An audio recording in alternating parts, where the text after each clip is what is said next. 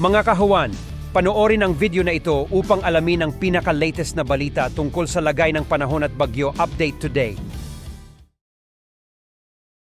Makikita natin dito sa ating latest satellite images itong mga makakapal na kaulapan na nakakaapekto sa southern portion ng ating bansa ay ang patuloy na epekto ng Intertropical Convergence Zone. Ito yung salubungan ng hangin mula sa northern at southern hemisphere. So itong ITCZ sa kasalukuyan, umiiral sa malaking bahagi ng Visayas at sa Mindanao. Kaya for the next 24 hours, asahan natin ang mataas na tsansa ng mga kaulapan at mga kalat-kalat na pag-ulan, pagkulog at pagkidlat sa malaking bahagi ng southern Luzon, Visayas at itong northern portion ng Mindanao. For Metro Manila and the rest of the country, asahan natin ang maaliwalas sa panahon ngayong araw. Sasamahan lamang yan ng mga isolated rain showers or localized thunderstorms. At sa kasalukuyan, wala pa naman tayong binabantayang low pressure area o sama ng panahon sa loob at labas ng ating Philippine Area of Responsibility.